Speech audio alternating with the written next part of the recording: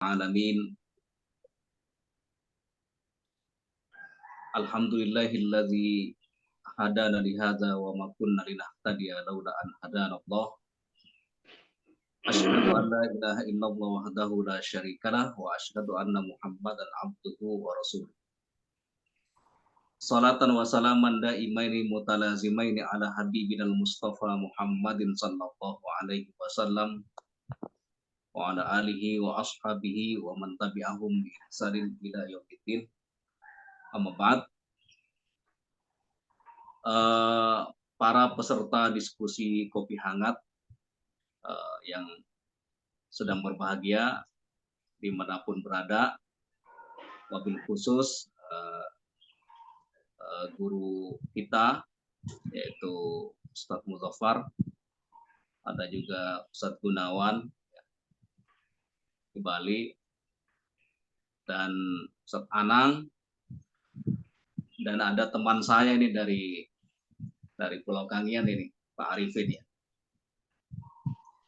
Bapak dan Ibu sekalian, alhamdulillah kita bertemu kembali dalam diskusi kopi hangat setelah libur beberapa pekan. Libur sejak awal Ramadan kita libur, dan menjelang Idul Adha ini, 1 minggu sebelum Idul Adha kita mulai kembali ya. Setelah kita libur yang sangat panjang. Baik Bapak dan Ibu sekalian, pagi ini kita akan mendiskusikan sebuah tema yang sangat penting ya dalam kehidupan kita sebagai aktivis ya, sebagai para dai ya, para mubalik dan seterusnya. Kita akan mengkaji kontekstualisasi ayat-ayat peperangan dalam politik. Nah, apa dan bagaimana ayat-ayat peperangan ya, itu nanti kita akan mengkaji bersama Dr. Abdurrahim. Dan yang menjadi pertanyaan dari benak kaum muslimin adalah, bolehkah ayat-ayat politik itu dijadikan sebagai justifikasi atau sebagai katakanlah dalil dalam konteks politik praktis? Nah, untuk menjawab pro dan kontra ini, pasti ada pro dan kontra. Kita alhamdulillah pagi ini kehadiran seorang tamu ya, seorang narasumber yang insya Allah berkompeten. Beliau adalah Dr. Abdurrahim, seorang sosok yang konsentrasi mengkaji isu-isu politik, terutama politik Islam, kemudian dikorelasikan dengan maqasid syariah. Nah, pagi inilah kita akan memanfaatkan waktu kurang lebih 1,5 jam ini untuk mendiskusikan secara mendalam apa ayat-ayat politik atau kontekstualisasi ayat-ayat politik ya, dan dikorelasikan dengan politik praktis. Tapi Bapak dan Ibu sekalian, sebagaimana biasanya saya mengingatkan sahabat kopi hangat bahwa forum kopi hangat ini adalah forum kajian dan diskusi yang menitik beratkan pada pembahasan tentang pemikiran dan politik Islam. Forum ini adalah lintas pergerakan, lintas organisasi, lintas harokah, lintas partai. Silahkan berdiskusi dalam forum ini. Ya, boleh kita berbeda pendapat, tapi semuanya harus dilandasi dengan ilmiah ya, sehingga kita punya perspektif atau paradigma yang bisa dipertanggungjawabkan secara ilmiah. Bapak dan Ibu sekalian, mari kita awali diskusi kopi hangat ini dengan bacaan Al-Basmalah. Bismillahirrahmanirrahim. Selanjutnya waktu saya berikan kepada Dr. Abdurrahim untuk presentasi maksimal 20 menit lah untuk memantik diskusi pada pagi ini. Oke, silahkan Dr. Abdurrahim. Ya, Assalamualaikum warahmatullahi wabarakatuh. Waalaikumsalam warahmatullahi wabarakatuh. Alhamdulillahi rabbil alamin. Alhamdulillahilladzi bi ni'matihi tatimmu shalihat wa bi fadlihi tatanazzalul khairat wal barakat. Asyhadu an la ilaha illallah wa asyhadu anna Muhammadar Rasulullah. Allahumma shalli wa sallim ala Muhammad wa ala alihi wa ashabi ajmain. Amma ba'd. Bapak Ibu sekalian yang saya hormati, bersama dengan kita ada Ustadz Mudhafar dan Ustadz Anang dan yang lainnya. Alhamdulillah pada kesempatan pagi hari ini kita bisa bertemu kembali. Ini di sesi pertama setelah Idul Fitri ya, atau setelah Ramadan. Setelah beberapa waktu kita off, pada pagi hari ini kita mulai kembali dan tema kita pada pembahasan atau diskusi pada kesempatan pagi hari ini tentang kontekstualisasi ayat-ayat peperangan atau ayat-ayat yang terkait dengan peperangan dalam politik. Saya tidak membuatkan slide, tapi saya buatkan beberapa catatan penting terkait tema ini yang karena sifatnya kajian kita adalah diskusi, jadi untuk memperkaya, mendapatkan insight, wawasan dari berbagai macam sudut pandang, saya mengantarkan diskusi ini ataupun kajian pada kesempatan kali ini dengan beberapa hal penting. Bapak Ibu sekalian melakukan Allah Subhanahu wa taala, kita semuanya umat muslim dari berbagai macam aliran, dari berbagai macam kelompok sepakat bahwa Al-Qur'an itu adalah petunjuk. Semua yang ada dalam Al-Qur'an, baik dimulai dari surah Al-Fatihah sampai surah An-Nas, baik yang terkait dengan masalah hukum, baik yang terkait dengan masalah kisah, baik yang terkait dengan tauhid, semua yang ada di dalam Al-Qur'an itu adalah petunjuk dari Allah Subhanahu wa taala. Kemudian kita semuanya juga sepakat, atau umat muslim semuanya sepakat bahwa risalah yang dibawa oleh Rasulullah Shallallahu alaihi wasallam itu adalah rahmah bagi alam semesta. Semua yang dibawa oleh Nabi Shallallahu alaihi wasallam itu sifatnya adalah sebagai rahmah. Baik itu dalam bentuk perintah, dalam bentuk larangan, atau dalam bentuk pembolehan. Dan semua peristiwa yang dilakukan oleh Nabi Shallallahu alaihi wasallam dalam kebijakan-kebijakan beliau, baik dalam konteks hukum maupun dalam konteks politik, baik dalam konteks ijtihad, yang kemudian tidak ada teguran dari Allah Subhanahu wa taala bahwa semuanya itu adalah rahmah. Maka termasuk peperangan yang Rasulullah Shallallahu alaihi wasallam terlibat di dalamnya itu tidak lepas dari kerangka rahmah. Jadi kalau kita memahami bahwa ama arsalnaka illa rahmatan lil alamin, tidaklah aku mengutusmu wahai Muhammad kecuali sebagai rahmah, maka risalah yang dibawa oleh Rasulullah Sallallahu Alaihi Wasallam itu adalah rahmah. Artinya rahmah dari risalah itu masih ada, masih eksis hingga saat ini. Hanya saja apakah implementasi dari risalah itu sesuai dengan kehendak dari risalah itu ataukah tidak. Nah, kalau kemudian ada praktek keagamaan yang kemudian tidak mendatangkan rahmah, terlepas dari sudut pandang tentang rahmah itu sendiri, bisa jadi disebabkan karena salah pemahaman dalam memahami ayat-ayat ataupun pesan-pesan dalam risalah Rasulullah SAW, ataupun salah mengimplementasikan pesan-pesan itu. Pemahamannya bisa jadi benar, atau pemahamannya bisa jadi secara pemahaman teorinya benar, tetapi dalam aplikasi dari teori itu ada persoalan. Nah, kemudian kembali bahwa apa yang dilakukan Rasulullah SAW itu sebagai rahmah, risalah yang dibawa adalah rahmah, termasuk Rasulullah SAW itu adalah rahmah. Karena Allah SWT menegaskan, wa makana Allah li'adzibahum wa anta fihim, wa makana Allah mu'adzibahum wa hum yastaghfirun, bahwa tidaklah Allah akan mengazab mereka selama engkau wahai Muhammad ada di tengah-tengah mereka. Nah, ini kita bicara dari konteks yang global terlebih dahulu, bahwa peperangan yang terjadi di masa Nabi Shallallahu Alaihi Wasallam, kebijakan-kebijakan Nabi Shallallahu Alaihi Wasallam itu tidak luput atau tidak keluar dari konteks rahmah. Nah, berikutnya kita menemukan, dan ini adalah fakta sejarah bahwa, dan fakta dalam Al-Quran, bahwa di dalam Al-Quran itu banyak ayat-ayat yang berhubungan dengan qital, ayat yang berhubungan dengan peperangan. Yang kemudian fakta di lapangan atau realita yang terjadi itu umat muslim beragam dalam berinteraksi dengan ayat-ayat yang terkait dengan peperangan. Misalnya saya berikan contoh. Ada dua kubu yang sifatnya ekstrim.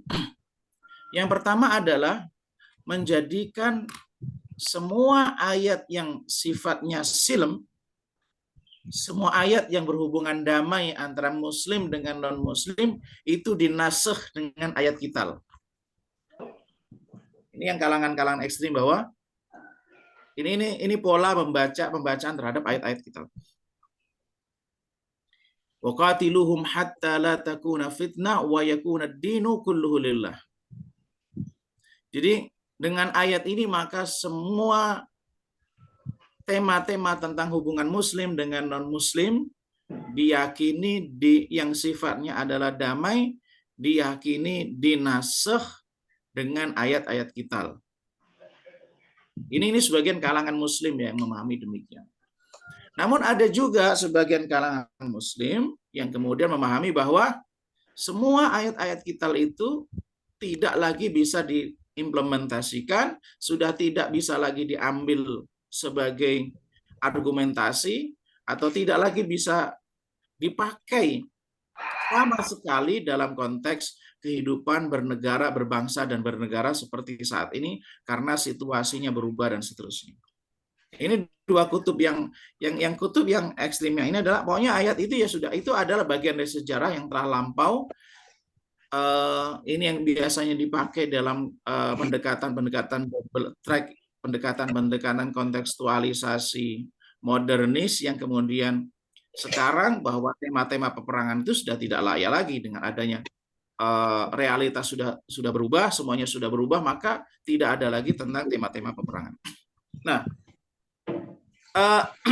ini dua kutub yang ekstrim yang memang realitanya kita temukan di tengah-tengah umat Islam tentang pembacaan terhadap ayat-ayat yang berhubungan dengan peperangan di masa Nabi Shallallahu Alaihi Wasallam yang ada di dalam Al-Quran maupun sejarah Nabi Shallallahu Alaihi Wasallam. Nah, terkait dengan, kita perlu mencari pendekatan yang wasati, yang moderat, bahwa tidak semua ayat yang berhubungan dengan qital itu kemudian tidak lagi memiliki nilai atau tidak bisa diimplementasikan.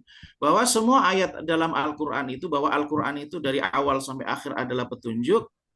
Nah, sekarang pendekatan petunjuknya itu seperti apa dalam berinteraksi dengan ayat-ayat qital dalam konteks politik. Nah, kalau kita lihat bahwa beberapa, misalnya Syekh Yusuf Al-Qaradawi, beberapa ulama pendekatan terkait dengan ayat-ayat qital, bahwa kata nasakh yang ada yang dipakai oleh para ulama atau nasakh, kata-kata nasakh itu tidaklah kemudian semuanya bermakna penghapusan hukum. Dan para ulama, tidak sedikit ulama yang menjelaskan, kelompok yang ketiga menjelaskan bahwa hubungan antara muslim dengan non-muslim itu adalah hukum asalnya adalah asilmu, hubungannya adalah damai. Adapun konteks peperangan yang terjadi antara muslim dengan non-muslim itu ada tujuan-tujuan yang maslahatan yang ingin dicapai dan mafsadat yang dihilangkan. Nah, Bapak Ibu sekalian, bahkan Allah Subhanahu wa taala terkait dengan ayat-ayat kontekstualisasi, ada seseorang di amannya, terkait dengan kontekstualisasi ayat-ayat Al-Quran yang berhubungan dengan qital, berhubungan dengan peperangan, dalam politik, ada beberapa pendekatan yang kita temukan di realita lapangan ya, di realita lapangan, bahwa ini ada ayat-ayat Al-Quran, ada hadis-hadis yang berhubungan dengan kita. Lalu kemudian ini dibawa dalam konteks politik, ada beberapa metode pendekatan yang dipakai. Saya bicara tentang tidak menjelaskan mana yang benar, mana yang ini dulu, tetapi baru nanti kita bahas. Tetapi ini realitanya ada beberapa pendekatan yang dipakai. Pendekatan yang pertama adalah pendekatan hukum. Pendekatan hukum ini begini, bahwa realita politik saat ini mengambil hukum yang sama, persaingan-persaingan politik, konflik-konflik politik yang saat ini, yang seperti kita kehidupan berbangsa, persaingan-persaingan politik, persaingan kelompok, aktivitas politik ini, kegiatan-kegiatan politik ini mengambil hukum yang sama dengan peperangan yang terjadi di masa lalu. Ini pendekatan-pendekatan hukum. Sehingga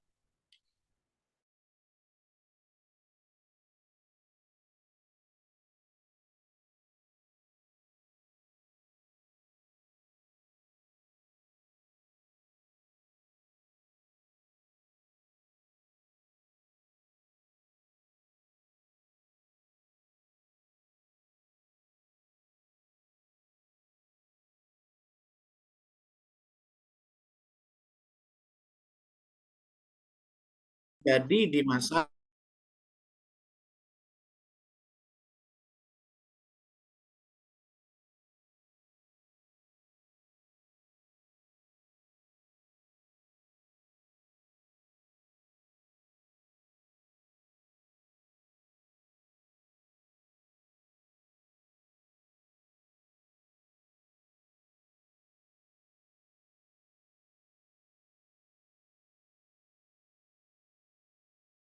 Anda menempatkan suatu yang bukan pada tempatnya. Kalau Anda membawa ayat peristiwa-peristiwa perangan dalam konteks politik saat ini, berarti Anda salah dalam menggunakan hukum. Artinya bahwa semua ayat yang berhubungan dengan peperangan sama sekali nggak bisa dibawa dalam konteks realitas politik saat ini.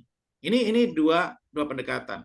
Pendekatan yang ketiga itu adalah dia tidak menggunakan pendekatan hukum.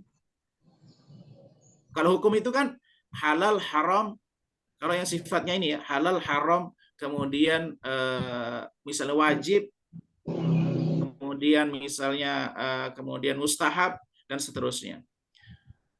Yang kemudian kalau hukum nanti ada persoalan yang konsekuensi muncul, apakah nanti dia akan menjadi yang berhubungan dengan persoalan akidah, apakah nanti dia akan menjadi orang yang mukmin atau tidak beriman, apakah nanti fasik atau apakah kemudian dia nanti menjadi murtad dan seterusnya. Itu pendekatan hukum. Pendekatan yang kedua ekstrim, pokoknya tidak bisa dipakai sama sekali. Karena realitasnya ada berbeda sama sekali antara zaman Nabi dengan zaman kita. Kita bukan hidup di zaman Nabi dan seterusnya. Pendekatan yang ketiga adalah pendekatan maqasid dan wasail, ghayah dan tujuan. Ini pendekatan yang ketiga. Dia tidak menggunakan pendekatan hukum yang kemudian untuk menghukumi satu kelompok yang berbeda itu dengan pendekatan halal haram, pendekatan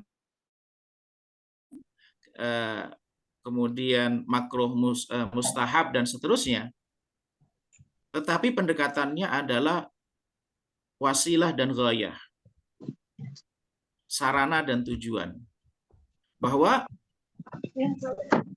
dengan pendekatan ini, bahwa peperangan itu menggunakan pendekatan bahwa hukum-hukum atau ayat-ayat yang di dalam Al-Quran ataupun hadis-hadis Nabi SAW, baik itu yang berhubungan dengan perintah dan larangan atau peristiwa-peristiwa yang terjadi, itu dibagi menjadi dua. Yang pertama adalah ayat-ayat yang terkait dengan tujuan atau ayat-ayat yang berhubungan dengan atau hadis-hadis yang berhubungan baik itu perintah maupun larangan yang terkait dengan masalah tujuan. Dan ada hukum-hukum atau ayat-ayat yang berhubungan dengan sarana.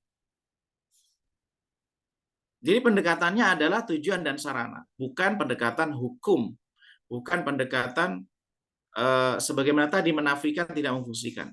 Yang membedakan antara pendekatan hukum dengan pendekatan yang ketiga ini adalah ini pendekatan sarana, tujuan dan sarana, bukan pendekatan hukum.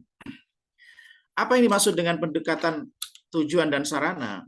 Bahwa ini sebagaimana dijelaskan yang sangat banyak dijelaskan oleh Ibnu Taimiyah, dijelaskan juga oleh Ibnu Qayyim, bahwa hukum-hukum di dalam Islam itu ada yang berhubungan dengan tujuan dan ada yang berhubungan perintah yang terkait dengan tujuan dan ada perintah yang berhubungan dengan sarana. Nah, bila kita perhatikan ayat-ayat yang berhubungan dengan qital atau ayat yang berhubungan dengan peperangan itu bukan perintah yang sifatnya lidzatihi atau perintah sebagai tujuan. Misalnya Allah Subhanahu wa taala di beberapa ayat itu wa malakum la tuqatiluna fi sabilillah wal mustad'afina minar rijali wan nisa'i wal wildan alladzina yaquluna rabbana akhrijna min hadhihi alqaryati adh-dhalimi ahluha waj'alna min ladunka waliyya waj'alna min ladunka nasira. Ini surah An-Nisa ayat 75. Yang artinya yang maksudnya adalah bahwa seseorang melakukan peperangan itu untuk izalatul zulm. Tujuannya adalah izalatul zulm, untuk menghilangkan kezaliman. Udzina lil ladzina yuqataluna bi annahum zulimu wa innallaha ala nasrihim laqadir. Surah Al-Hajj ayat 39. Wa qatiluhum hatta la takuna fitnah wa yakuna ad-dinu kulluhu lillah. Fa in intahu fa innallaha bima ta'maluna basir. Surah Al-Anfal. Kelompok yang ketiga ini menjadikan bahwa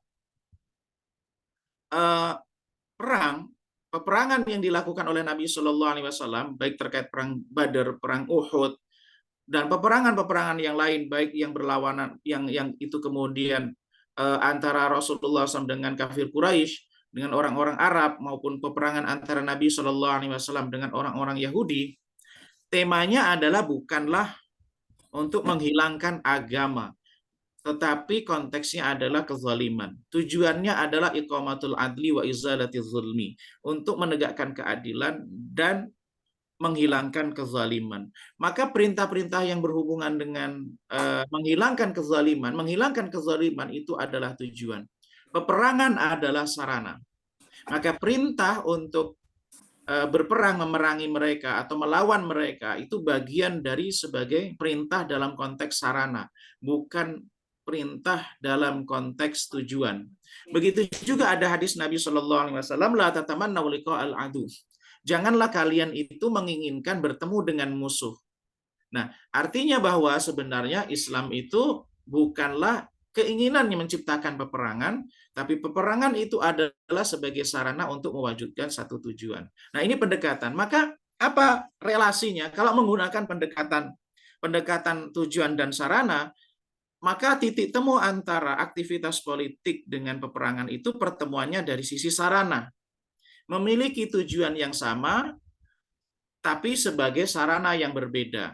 Dan kalau kita lihat sebenarnya secara lebih makro lagi, peperangan yang dilakukan oleh Nabi Shallallahu Alaihi Wasallam itu bagian dari aktivitas politik.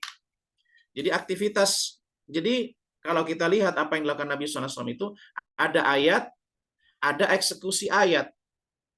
Ada tujuan, ada sarana untuk mewujudkan tujuan.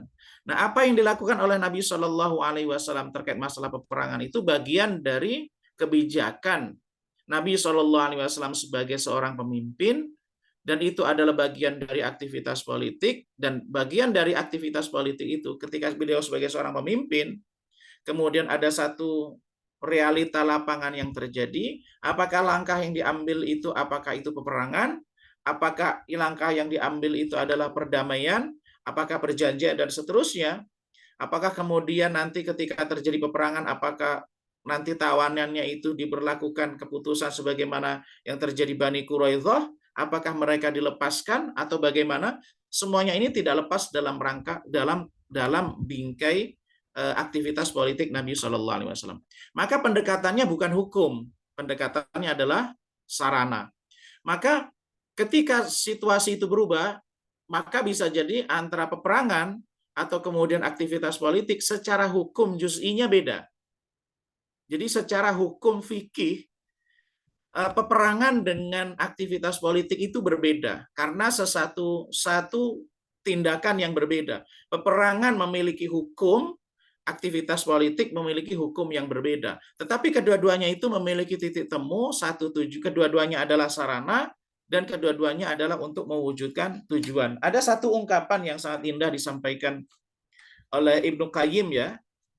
Maka pendekatannya adalah maslahat mafsadah karena agama itu sejatinya mewujudkan maslahat, menghilangkan mafsadah. Ada satu ungkapan yang disampaikan oleh Ibnu Qayyim, disampaikan oleh Iz Abdus Salam dalam kitabnya Qawaidul Ahkam. Beliau mengatakan yakhtalifu ajru wasailit ta'at, pahala sarana ketaatan itu berbeda antara satu dengan yang lainnya biikhtilafi fadailil maqasid wa masalihiha. Jadi fadilah atau keutamaan satu sarana itu berbeda-beda antara satu sarana dengan sarananya tergantung keutamaan dari tujuan dan maslahatnya. Fal wasilatu ilal maqasidi, sarana untuk satu tujuan itu afdal min sairil wasail. Dia lebih baik daripada semua sarana. Kan ada sarana untuk sarana dan ada sarana untuk tujuan. Sarana untuk tujuan itu lebih afdal daripada sarana untuk sarana.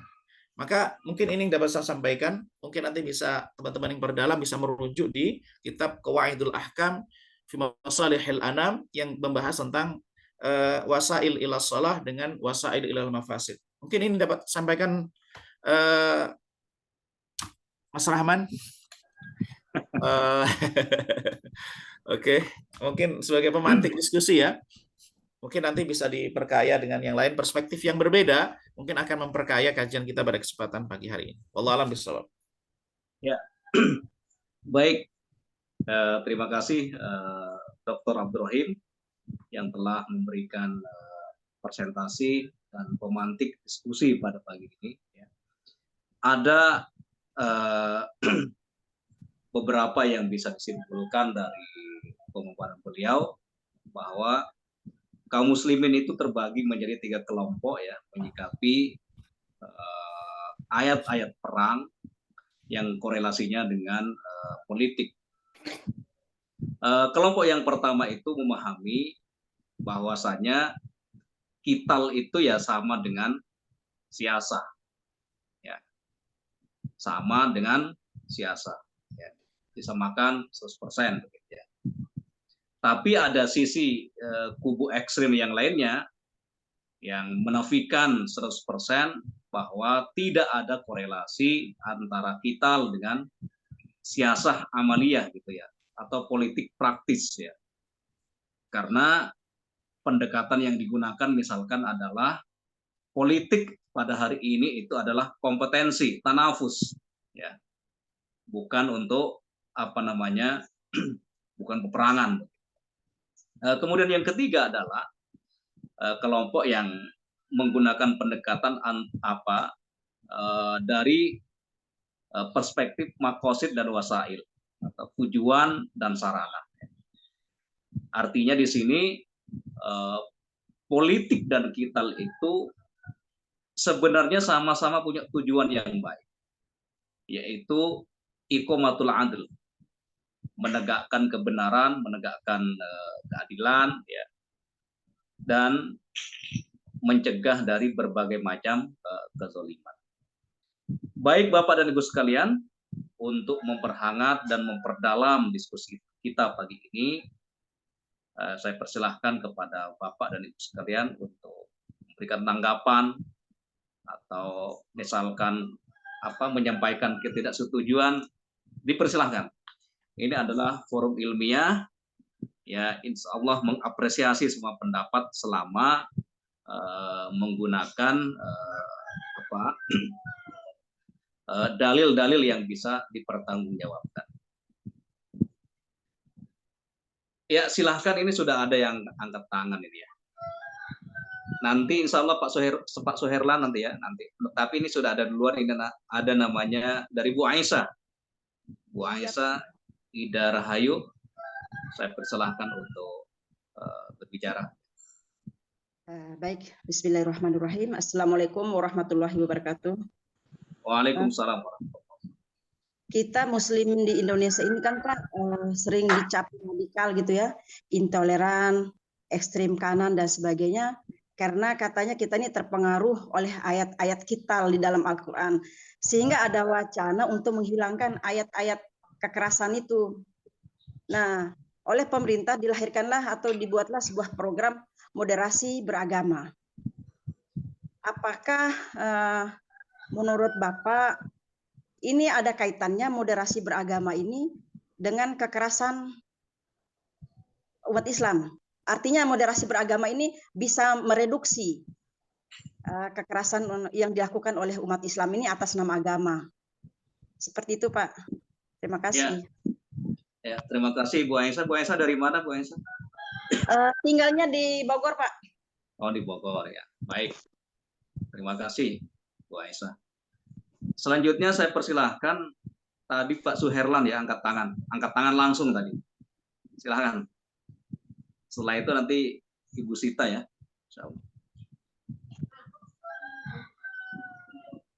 Bu, apa Pak Suherlan suaranya belum kedengaran ini? Belum di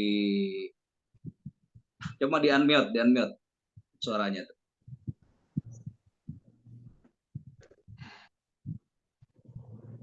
Halo, assalamualaikum warahmatullahi wabarakatuh. Waalaikumsalam warahmatullahi wabarakatuh. Oke, nama saya Imam Suherlan dari Banyuwangi, Pak. Mohon maaf tadi agak terlambat waktu mengikuti kajian ini. Sangat menarik. Yang perlu saya tanyakan begini, tadi kan yang dijelaskan adalah perkara kital atau perang, ya Pak. Tapi tidak dijelaskan terkait dengan damai. Damai menurut Al-Quran itu seperti apa?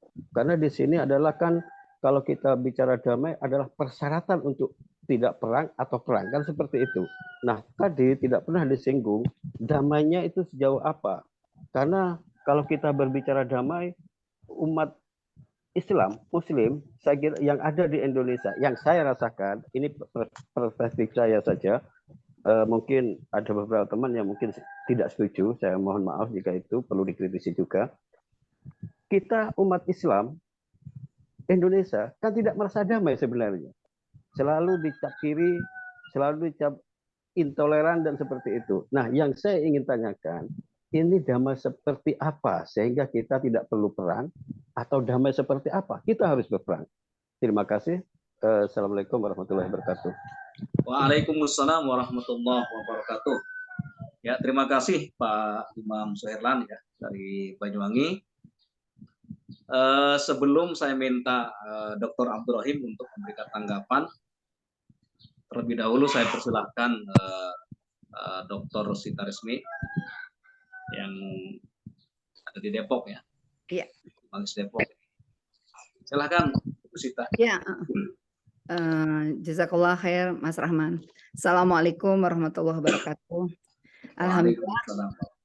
Senang sekali melihat diskusi yang dipandu oleh Rahman Rahim. Dua anak muda yang bisa menjadi benar-benar representasi Islam ya saat ini. Sama muda, dua-duanya udah doktor, alhamdulillah soleh. Ya, saya ingin ikut urun rembuk saja.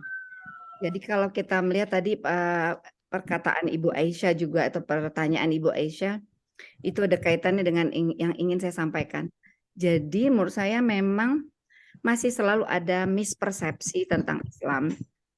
Walaupun selalu ada blessing ya, selalu ada berkah juga di balik mispersepsi itu.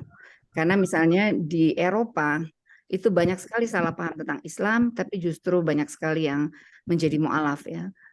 Di Jerman misalnya setiap tahun lebih kurang 5.000 orang yang masuk Islam ya dari data Islamic Center di sana. Seperti itu. Jadi memang ada salah paham yang mungkin natural, tapi ada salah paham yang memang dibuat, ya, difabrikasi. Jadi ada satu, misalnya tentang konsep ayat-ayat peperangan ini, pasti orang identiknya berpikir tentang jihad kan. Oh, orang Islam ini cenderung kaitannya dengan jihad. Nah, semua jihad dianggap kital dan kemudian kekerasan kemudian intoleran, ujung-ujungnya adalah radikalisme, terorisme. Walaupun sudah ada dari PBB sendiri ya tentang anti Islamofobia, kenyataannya memang masih ya Islamofobia itu masih. Nah, termasuk tadi upaya ghuzul fikri kali ya, intervensi pemikiran melalui tasywih, penekalan makna jihad itu sendiri atau ayat-ayat yang terkait peperangan. Kemudian ya orang Islam dibuat juga jadi ada ada upaya tasykik, menimbulkan keraguan-raguan di kalangan umat Islam. Benar nggak sih Islam itu damai gitu ya, ajaran yang penuh kedamaian? Kok kenyataannya, nah Barat sendiri memang selalu mendua ya. Kalau yang melemparkan tembakan atau membombardir satu sekolahan atau apa non Muslim, oh ini sakit jiwa. Kalau dia pelakunya Muslim, ini terorisme kayak gitu ya. Jadi memang sudah ada ketidakadilan dalam penilaian. Yang kemudian juga ada upaya-upaya lainnya gitu ya, melarutkan nilai-nilai Islam atau tazwib. Nah, saya tertarik dengan cara pendekatan Dr. Sabil Ahmad, seorang dai asal India yang menjadi dai dan ulama di Amerika. Selain kita juga punya Imam Syamsi Ali ya dari Makassar. Beliau itu pernah berceramah di depan polisi-polisi di Amerika, juga unsur-unsur masyarakat yang lainnya tentang konsep jihad. Gitu. Jadi kalau saya melihat ayat-ayat peperangan, pasti orang konotasinya ini jihad nih, dan jihad itu ekuivalen dengan kita. Nah, ternyata beliau menarik sekali mengatakan, coba aja biar gampang diingat, jihad itu kaitannya dengan 4S. Nah, dia bilang gitu ya. Yang pertama adalah self improvement. Jadi kalau orang pengen berhenti dari misalnya ya merokok atau minum minuman keras, dia harus berjihad dan itu adalah self improvement. Usaha dia untuk memperbaiki dirinya gitu ya. Yang kedua dia mengatakan society improvement gitu. Perbaikan masyarakat. Ini juga jihad kata beliau ya, masyarakat yang lebih peduli, masyarakat yang lebih katakanlah solider satu sama lain. Jadi society improvement. Yang ketiga, pengertian jihad dalam pengertian self defense. Lalu dia mengungkapkan beberapa ayat yang bahwa orang Islam itu kejadian misalnya perang Tabuk ya. Perang Tabuk itu kan karena para duat ya, para dai itu dibunuhi gitu di daerah-daerah negara-negara yang jajahan Romawi gitu. Sehingga Rasulullah melakukan psy war gitu, show of force untuk berada ke ya daerah-daerah yang dijajah oleh Romawi. Ternyata tentara Romawinya bersembunyi di benteng-benteng. Tidak terjadi clash fisik, tetapi itu tetap disebut sebagai perang Tabuk sebagai upaya untuk self defense. Ya, saat itu kemudian para duatnya nggak dibunuhi. Ya, yang keempat adalah saving lives gitu, menyelamatkan kehidupan. Nah, ini saya tertarik konteksnya sekarang. Kontekstualisasinya adalah tetap ada gitu yang namanya kalau kita lihat di surat An-Nisa ayat 76 juga. Walladzina amanu, kok jadi lupa ya? Kok yuqatiluna fi ayat yang jadi lupa Anissa. Alladzina amanu yuqatiluna fi sabilillah walladzina kafaru yuqatiluna fi sabilit taghut faqatilu awliya usyaitan inna kaida syaitanu kana dha'ifa. Jadi artinya mereka selalu juga berupaya untuk meredupkan tentang Islam, menimbulkan salah paham tentang Islam. Nah, kaitannya sekarang misalnya tentang pertempuran peradaban. Saya melihat konteksnya itu. Ada seorang pendeta di Indonesia mengatakan kalau Indonesia nggak mayoritas Muslim, undang-undang pernikahan sejenis masih udah goal. Karena di Eropa, Kanada, Australia gitu ya, Amerika, itu pendeta-pendeta ya karena atas nama hukum undang-undang mereka harus menikahkan. Jadi kalau dulu you make kiss your bride now, you make kiss your partner now, sekarang seperti itu. Nah, kemudian kalau kita lihat ada di Kanada seorang anak SMP, anak SMP ya, yang dia keluar sengaja ke kantin karena tidak mau mengikuti pengarahan soal LGBT. Wah, dicaci maki oleh gurunya. Kamu ingin kami menghormati Ramadan kamu gitu dan kamu nggak menghormati kami. Setiap orang berhak untuk menikah dengan siapapun yang mereka sukai bla bla bla bla. Ya, dan suaranya itu penuh kemarahan kepada seorang anak yang masih 13 tahun. Ya, di ujungnya anak kecil, anak SMP itu bilang cuma sorry gitu aja ya. Tapi kemudian keluar statement dari kepala sekolah bahwa ya kata-kata guru tadi, kemarahan guru perempuan yang sadis banget untuk terhadap anak 13 tahun itu adalah bukan statement resmi sekolah kayak gitu ya. Jadi artinya ada di negara-negara yang memang real gitu pertempuran. Untuk bisa dapetin libur Idul Fitri aja harus ada perjuangan dulu gitu di salah satu negara bagian di Amerika Serikat, dan itu diceritakan oleh Imam Syamsi Ali ya, dai Indonesia yang ada di Amerika. Jadi sebenarnya tetap relevan untuk selalu bicara soal bagaimana istilahnya sirat bainal haq wal batil abadan, pertempuran antara nilai-nilai Islam dengan nilai-nilai selain Islam, dan bagaimana kemudian ya kita melihat. Saya kalau ada memberikan nasihat pranikah gitu buat anak yang akan menikah, saya mengatakan bahwa kalian tuh bukan menikah hanya untuk kepentingan kalian, tapi kalian ini menyelamatkan peradaban gitu. Karena ada satu fase di mana orang akan menganggap nggak perlu lagi gitu pernikahan, nggak perlu lagi untuk melanjutkan keturunan seperti yang terjadi di Eropa, yang nggak ada pernikahan, dan kemudian juga artinya semakin minim orang yang percaya pada institusi pernikahan dan semakin sedikit orang yang mau punya anak, hingga zero growth. Ya, itu saja Mas Rahman, Mas Raim, mungkin bisa di mute kali ya. Ya, assalamualaikum. Waalaikumsalam warahmatullahi wabarakatuh. Terima kasih Dr. Sita atas tanggapan yang sangat menarik ya pada diskusi pagi ini. Bapak dan Ibu sekalian, untuk sesi pertama ini ya sesi tanya jawab, saya berikan selanjutnya untuk Dr. Abdul Rahim untuk memberikan tanggapannya. Nah, itu nanti kita akan buka sesi yang kedua untuk tanggapan dan seterusnya begitu ya. Silakan Dr. Rahim untuk memberikan tanggapannya. Mungkin ada Ustadz Muzaffar dan yang lain ingin menambahkan, ada masalah Ustadz? Ya, baik. Bapak dan Ibu sekalian, sahabat Kopi Hangat,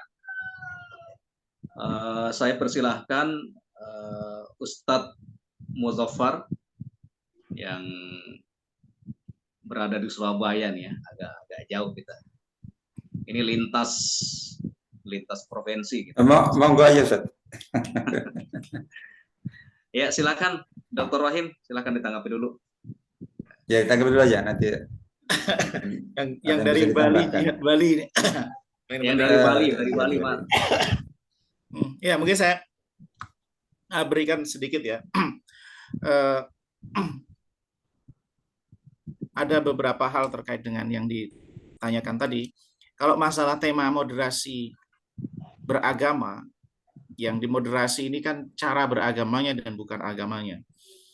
Jadi seringkali satu tema itu dipakai oleh 2-3 atau orang yang berbeda. Misalnya istilah Islam moderat.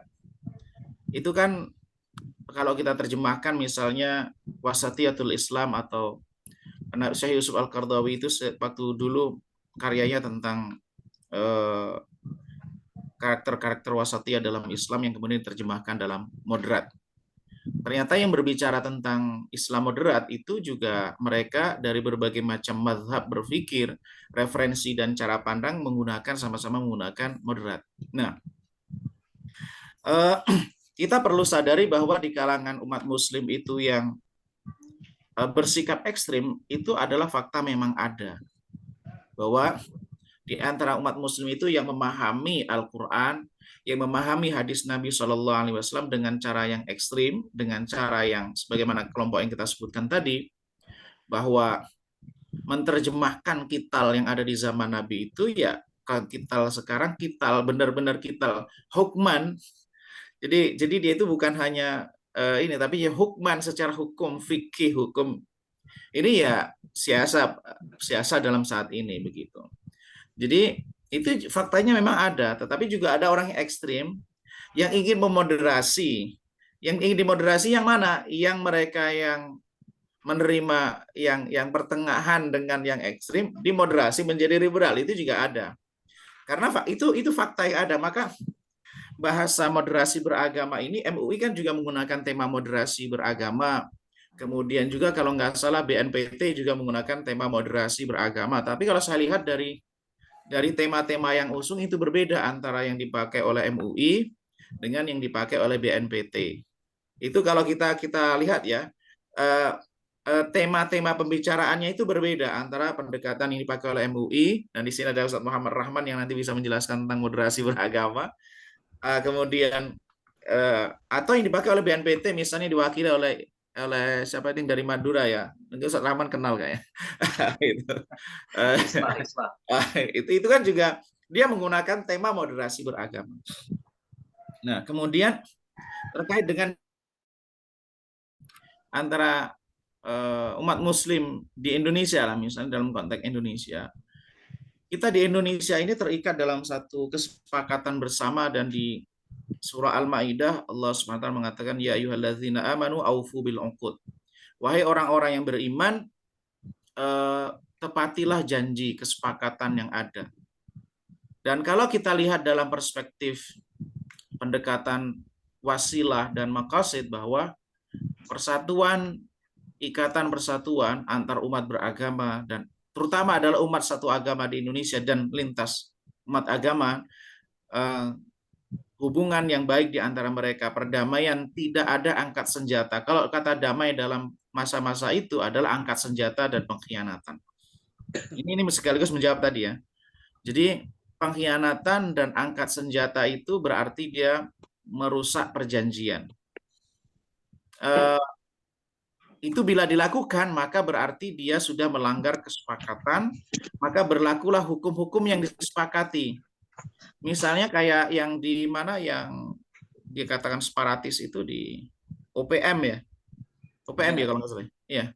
Ya, Nah itu kalau dalam perspektif pendekatan dia sudah tidak lagi damai karena sudah mengangkat senjata. Apapun agama OPM itu, ketika dia mengangkat senjata dan seterusnya, ketika dia misalnya menghabisi anak orang yang tidak berdosa dan seterusnya, apapun latar belakang agamanya, ketika seseorang itu menghilangkan nyawa orang, kemudian menciptakan kerusakan, kemudian dia misalnya membunuh membunuh orang yang tidak bersalah dan seterusnya, apapun agamanya, muslim maupun non muslim, dia itu harus diperangi. Kalau konteks menggunakan bahasa peperangan. Tapi dalam konteks politik dicari solusi yang tepat, kebijakan untuk orang yang semacam ini. Nah, sebagaimana orang yang kalau di dalam Islam sendiri kan ada istilahnya tentang bab muharabah. Bab muharabah itu juga hukumannya diantaranya tergantung tingkat kriminal yang dilakukan. Semakin berat satu tindak kriminal yang dilakukan, semakin berat hukumannya. Dan ini juga menjadi jawaban dalam konteks damai. Kenapa setelah ketika perang Bani Quraidzah ya, yang dilakukan setelah perang Ahzab, yang di situ ada hadis la yusalliyanna ahadukum al-asra illa fi Bani Quraidzah, janganlah kalian salat asar kecuali di Bani Quraidzah. Bani Quraidzah itu kemudian dikepung oleh Rasulullah SAW. Setelah mereka menyerah, maka apa hukuman yang layak bagi mereka diserahkan kepada mereka. Ingin minta hakimnya siapa?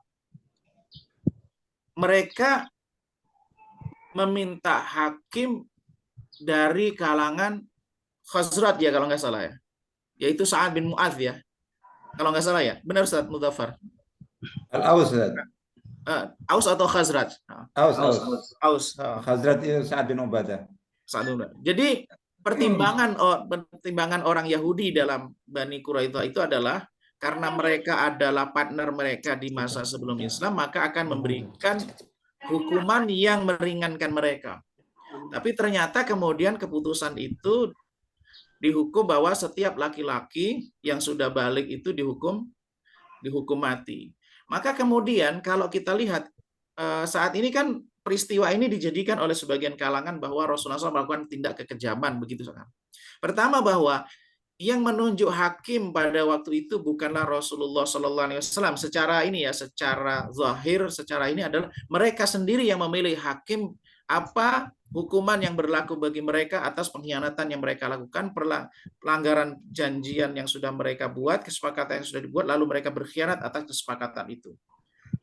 Kemudian yang kedua, bahwa hukuman itu adalah sanksi semacam itu adalah sanksi yang berlaku secara internasional pada waktu itu. Jadi maka kalau kita bicara tentang misalnya ya di sejarah Islam itu kan ada tema tentang budak, tema tentang hukuman sebagaimana peristiwa Bani Quraidah dan seterusnya, bahwa itu adalah hukum internasional yang berlaku pada waktu itu. Nah, ini juga harus perspektifnya semacam itu.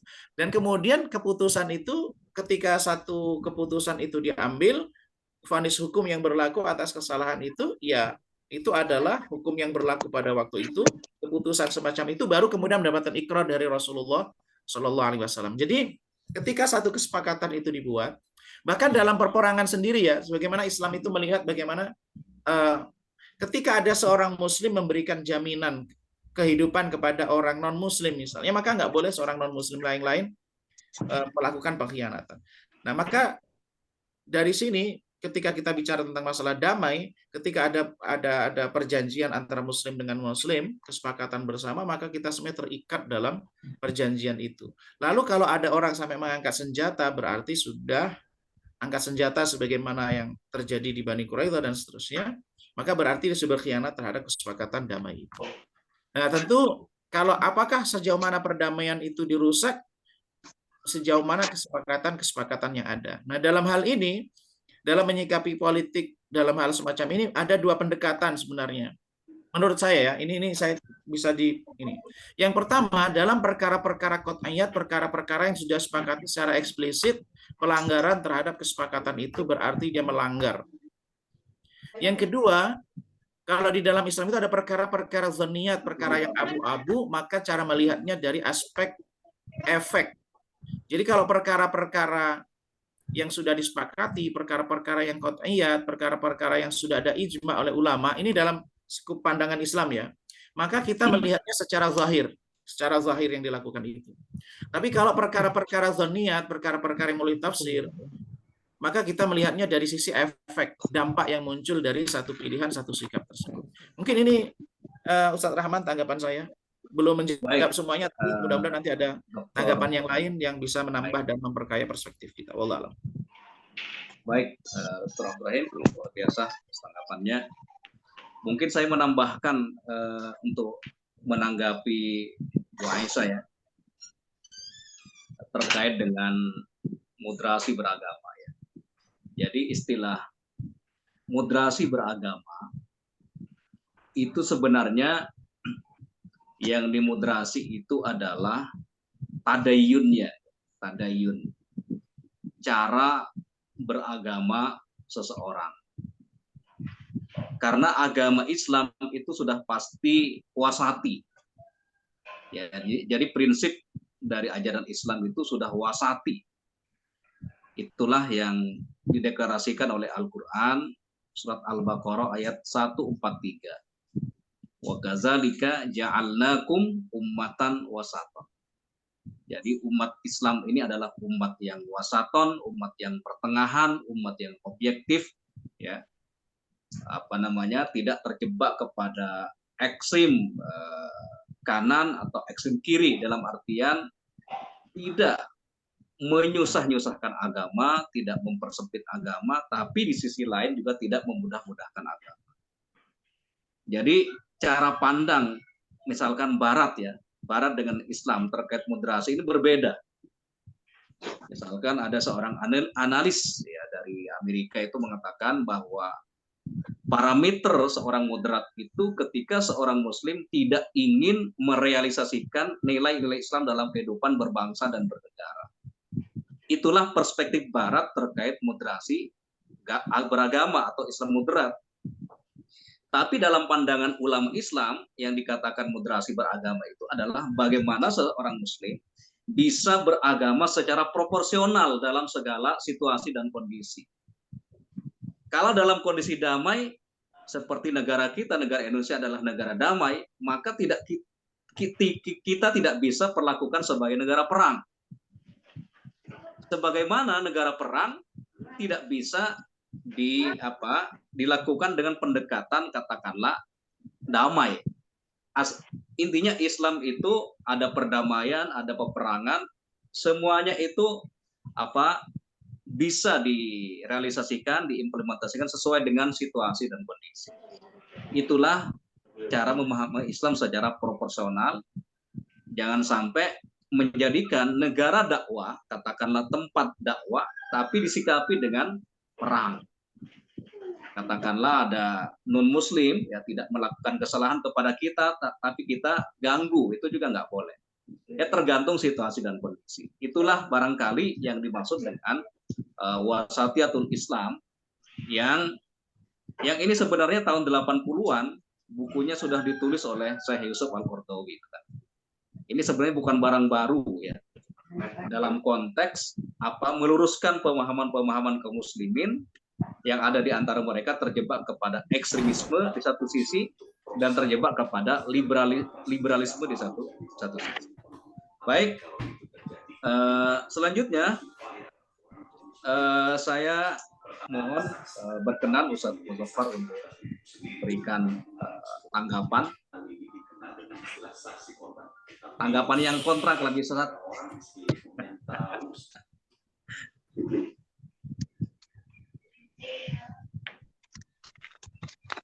Monggo. Gimana tanggapannya?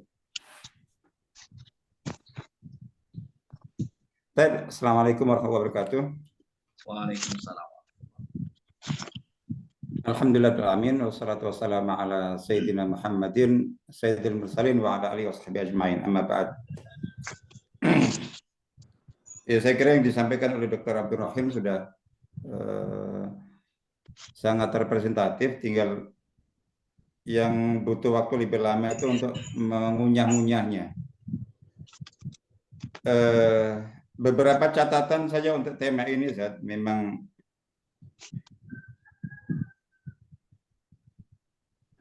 tema apalagi terkait dengan tema-tema jihad, perang, ayat-ayat dan hadis-hadis tentang jihad dan perang itu ya sampai saat ini memang masih terus membutuhkan para mujtahid mufakir dalam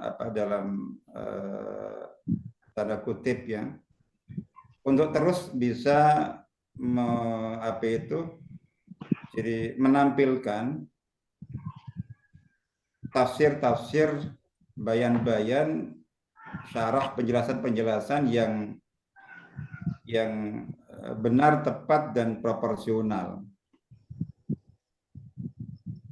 Secara umum jadi jangankan tentang ayat-ayat perang, tema perang jihad ini tema yang super khusus.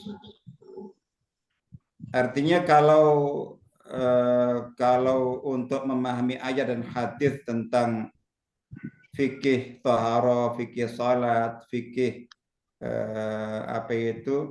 zakat, fikih puasa, haji, umroh, dan seterusnya muamalah itu saja tidak boleh sembarang orang menyentuhnya, harus para ulama itu, apalagi tentang ayat-ayat dan hadis-hadis tentang perang. Sehingga kita dengan mudah, nah ini justru mereka-mereka yang tidak memiliki modal dan bekal ilmu sama sekali, mohon maaf untuk kalangan khususnya kalangan jihadis misalnya, dengan ilmu-ilmu yang sebagiannya itu sangat-sangat tidak ya betul-betul tanpa ilmu. Karena banyak di antara mereka itu justru menafikan keberadaan para ulama rujukan sampai ke level para sahabat. Mereka punya jadi mereka berinteraksi dengan ayat-ayat itu seolah-olah ayat hadis itu diturunkan kepada mereka saja. Semua tafsir para ulama, mazhab-mazhab dinafikan semuanya, dan itu rata-rata yang ya ini untuk yang kelompok-kelompok yang betul-betul ekstremis, kelompok jihadis dan seterusnya seperti itu. Nah, jadi tadi yang saya sebutkan, jadi untuk tema-tema tentang keislaman, pemahaman Islam yang umum saja itu selama ini terjadi berbagai macam pemahaman, pemikiran yang rancu, yang kontradiktif, yang tertukar-tukar, jungkir balik gitu. Sehingga di sini hal pertama yang harus kita lakukan sebagai prioritas tidak hanya terkait jadi terkait dengan berbagai kesimpang siuran, terkait dengan berbagai kerancuan pemahaman dan pemikiran umat Islam dalam berbagai aspek. Dalam berbagai aspek. Apalagi dalam masalah yang sangat khusus dan spesial sensitif ini. Di mana antar ulama saja bisa kontradiktifnya ekstrim sekali dalam masalah ini. Nah, sehingga prioritas utama kita selalu, dan ini yang menjadi salah satu concern saya adalah prioritas para ulama itu memfokuskan diri pada aspek-aspek penataan pemahaman pemikiran umat. Ini mutlak. Artinya bahwa bagaimana sih kita memahami sebelum kita masuk ke ayat dan hadis tentang perang, peperangan dan jihad. Itu kita memahami syariat jihad. Itu sebagai apa? Tadi sudah disampaikan, digambarkan oleh Dr. Abdul Rahim tentang pro kontra. Kemudian ya tentu kita berada di posisi pertengahan selalu. Jadi wasati, dan memang seperti itu ininya. Jadi hanya semua didudukkan secara proporsional itu. Jadi bagaimana terus kemudian kita pahami itu dalam konteks, artinya bahwa itu sebagai bagian dari wasilah dakwah. Tapi wasilah dakwah ini kapan digunakan? Kapan dipakai? Apakah untuk memaksa orang supaya itu? Sudah jelas tidak. Jadi itu contoh seperti itu. Ini kita harus clearkan dulu bagaimana bagaimana kaum muslimin ini memiliki pemahaman yang benar, tepat dan proporsional terkait dengan kedudukan jihad, perang di dalam Islam, terus juga dikaitkan dengan pemahaman terhadap realita peperangan dan jihad yang terjadi pada sejarah Nabi SAW dan juga para sahabat berikutnya. Itu kita dudukkan dulu, kita clearkan dulu. Jadi gitu. Nah, artinya ayat dan hadis dipahami dalam konteks itu. Jadi gitu. Jadi tidak kita nafikan karena tentu sangat tidak benar bahwa ayat-ayat itu, hadis-hadis itu mansukh dan segala macam. Jadi gitu. Apakah karena kondisi sekarang berbeda kemudian kita mansukhkan? Apakah misalnya bahwa hukum tentang perbudakan itu mansukh karena sekarang tidak ada? Tidak, tetap ada, tapi memang kondisinya tidak sedang terjadi. Jadi, dan segala macam, tapi tetap sebagai hukum normatifnya tetap.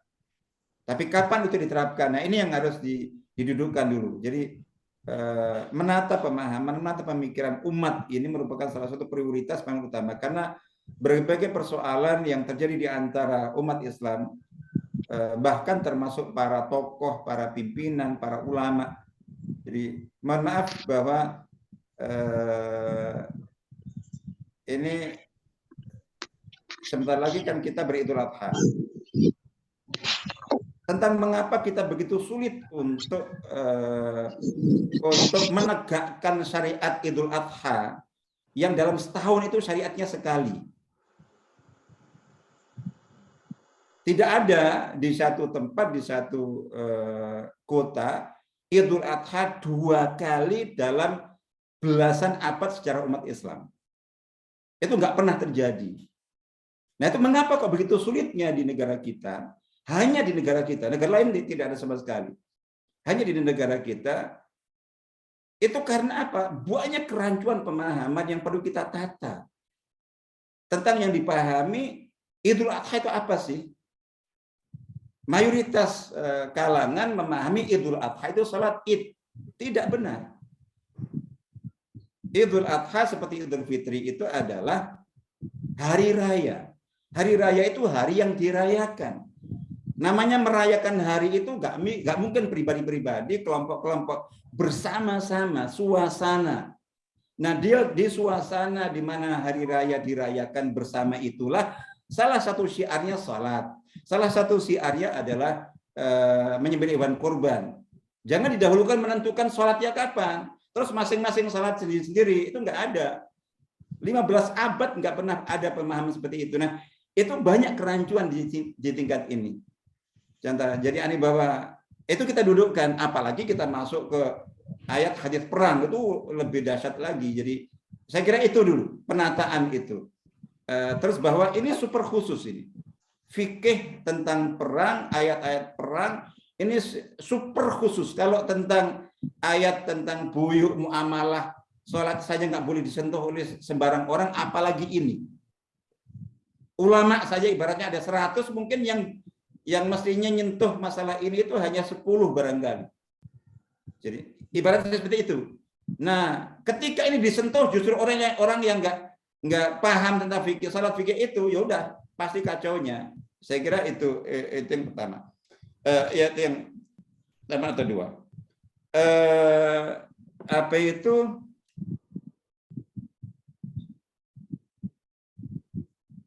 Yang lainnya begini. Jadi artinya bahwa faktor penyebab munculnya berbagai pola pikir dan pemikiran yang ekstrim, yang kemudian memakai secara tidak benar dan proporsional ayat-ayat hadis-hadis jihad perang secara serampangan itu adalah ini merupakan bagian dari buah dan konsekuensi dari pola pikir atau yang mungkin lebih tepatnya obsesi berlebihan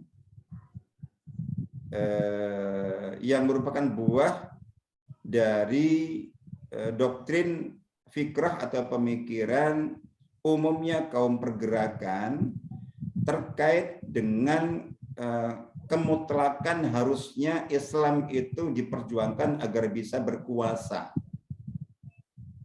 Terlepas judulnya itu dalam bentuk sistem khilafah, imamah, apapun, tapi intinya adalah bahwa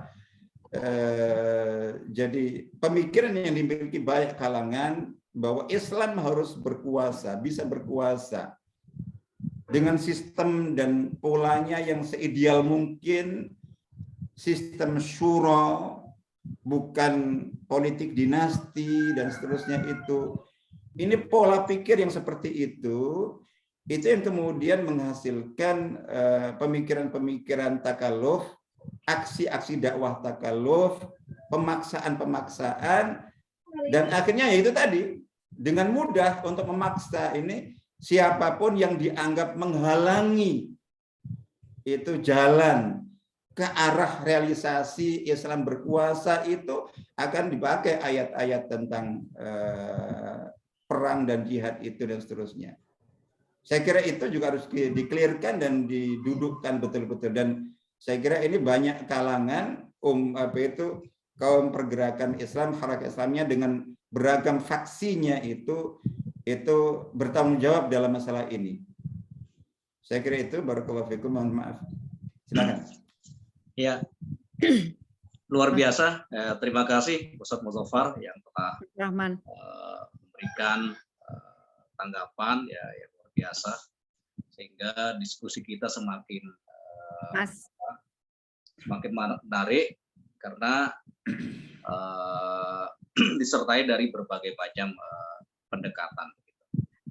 Ibu mau bicara, silakan. Komen dikit. Ini menurut saya jazakallah khair Ustadz Muzaffar.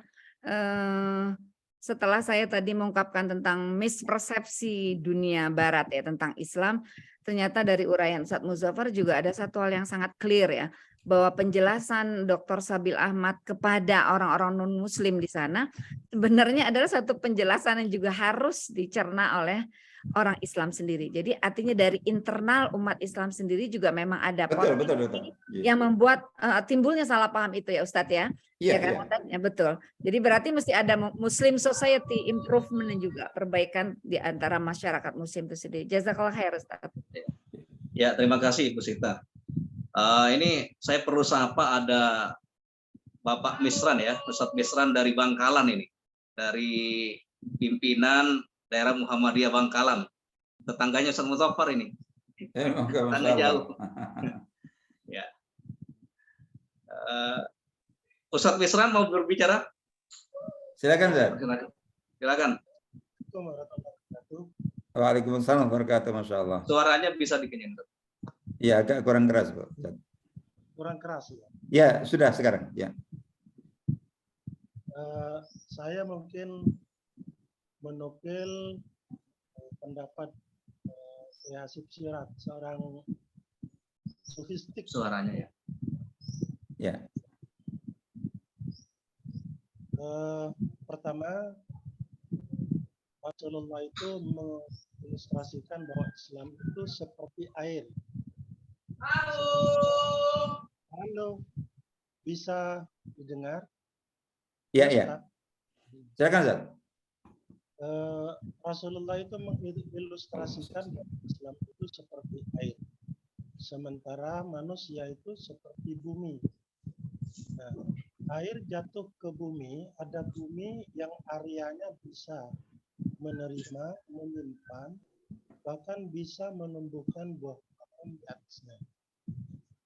Sementara di area yang lain ada bumi yang tandus yang hanya bisa menyimpan, bahkan ada bagian yang longsor karena adanya air. Itu yang pertama. Terus yang kedua, dalam Al-Quran kaitannya dengan air, beliau mengutip sebuah ayat bahwa ada kaitan antara air dengan perbedaan cita rasa buah-buah. Padahal mereka itu disiram dengan air yang sama. Kenapa Lombok harus pedas, asam harus kecut, sementara mereka itu disiram dengan air yang sama. Nah, menurut beliau, ketika agama ini jatuh kepada orang yang pedas, maka dia cita rasanya menjadi pedas. Ketika dia jatuh kepada orang yang hatinya damai, maka ayat-ayat yang muncul adalah kedamaian. Oleh karena itu mungkin perlu ada irisan bahwa kita bisa memisahkan antara Muslim dan Islamnya. Ya. Saya umpamakan misalnya ya, dulu ada istilah komando jihad. Ya. Menurut penelitian, komando jihad itu bisa ada orang luar memberi nama terhadap mereka sebagai komando jihad, atau mereka sendiri menamakan diri sebagai jihad. Nah, kedua-duanya, apakah itu diberi orang luar atau dia menamakan dirinya sebagai jihad, itu sama-sama salahnya. Karena jihad itu tidak seperti yang mereka tampil. Saya sepakat dengan baik bahwa perlu adanya penataan pemikiran kita untuk memahami Al-Quran sesuai dengan konten dan konteksnya. Jadi selama ini mungkin kita sampai kepada teks dan konten, tapi belum mengaitkannya dengan konteks. Mungkin itu Ustaz Rahman. Ya. Terima kasih waktu bisa silaturahim saya sama. Ya. Assalamualaikum. Waalaikumsalam. Waalaikumsalam warahmatullahi wabarakatuh. Ya, terima kasih luar biasa ya, Ustaz Misran ya. Ini jadi tamu istimewa kita pagi ini dari pimpinan daerah Muhammadiyah Bangkalan ya, dari Madura ya. Ya, sebelum saya minta tanggapan kepada Dr. Abdul Rahim, barangkali dari sahabat-sahabat yang lain ingin memberikan tanggapan ya. Pak Arifin, mau bicara Pak Arifin? Pak Zainal Arifin? Silakan. Saya mau tanya. Iya, silakan. Pak Yahya ya? Iya, ya, saya mau tanya. Tanggapin. Nanggapin. Ya. Enggak. Saya dikit ini. Saya realistis aja tanpa menafikan jihad fisik kalau memang harus terjadi. Nggak tahu tahun berapa ke berapa tanpa menafikan itu. Saya hanya satu, bagaimana spirit perang Rasulullah, spirit pengorbanan berubah menjadi motivasi untuk real kemajuan ekonomi, real kemajuan teknologi yang kita jelas-jelas sekarang ketinggalan. Perangnya dirubah, ayatnya tetap, pemahamannya, motivasinya, spiritnya, pengorbanannya dirubah untuk tujuan yang real, yang realistis. Kita ketinggalan ekonomi, ketinggalan teknologi, budaya. Udah jelas kita sekarang menjadi benteng LGBT, contohnya. Nah, ini bagaimana pemahaman model apa? Apakah ada pemahaman baru dari Maqasid Syariah selain apa Jasir Auda yang menurut saya agak kering spiritualnya? Demikian, terima kasih. Saya realistis aja, jadi saya nggak mau kita ini terus wacana. Saya sendiri nggak begitu. Saya real, saya berdagang, saya menyusun kekuatan sosial lainnya, real, biarpun kecil-kecilan. Ngapain kita itu cuma terus hanya dari segi teoritis konsep saja, realisasinya nggak ada. Udah jelas sekarang AI, artificial intelligence sudah demikian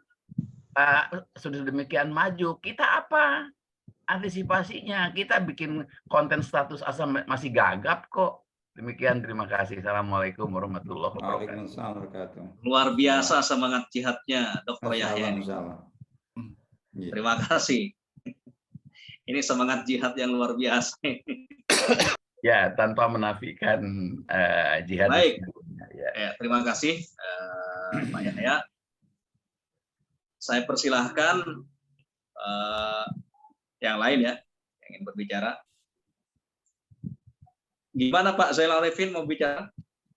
Mumpung Pak, mungkin bisa saya tambahin sedikit ya. Ayo silakan, Ibu Aisyah, silakan Ibu Aisyah. Terima kasih. Ini kegelisahan emak-emak yang aktivis lah, mungkin saya bisa wakili dengan keadaan negara kita yang menuju fail state gitu ya, negara gagal. Banyak sekali permasalahan yang dihadapi negara kita ini, dari segi sumber daya alam yang dirampok, ya, yang dikuasai oleh segelintir orang, permasalahan sosial, LGBT yang semakin marak dan segala macam. Nah, bagaimana sih kalau kita ini dengan seruan people power ini, apakah itu bisa kita gunakan ayat-ayat kita itu, Pak? Kan tadi jihad itu kan mempertahankan diri gitu kan, mempertahankan agama kita. Itu aja Pak, mungkin kegelisahan kami sebagai emak-emak ini. Ya, terima kasih Bu Aisyah, luar biasa ya. Ini semangatnya luar biasa semuanya, ini semangat pagi. Ada Ustadz Yusuf Maulana ini. Mas Yusuf. Silakan Mas Yusuf Maulana dari Yogyakarta ya. Ini kita lintas provinsi. Baik, silakan Mas Yusuf. Ya, Dr. Rahman dan Dr. Rahim. Baik, Bismillahirrahmanirrahim. Pembahasan yang menarik pertama tadi di sesi paparan Ustadz Muzdofar memberikan perspektif yang lebih luas, tanggapan dari Dr. Yahya yang bernuansa provokatif gitu ya, tentang bagaimana jihad real dan sebagainya. Saya tertarik dengan disertasinya Dr. Muhammad Khirzin ya. Kalau sekarang beliau di International Institute Islamic of Thought-nya Triple IT, sekaligus juga salah satu elit di Muhammadiyah. Tapi saya bukan orang Muhammadiyah ininya. Disertasi beliau adalah menelaah pendekatan tahlili dalam Fithilalnya Said Qutb, lalu dibandingkan dengan Almanarnya Rashid Ridho gitu ini.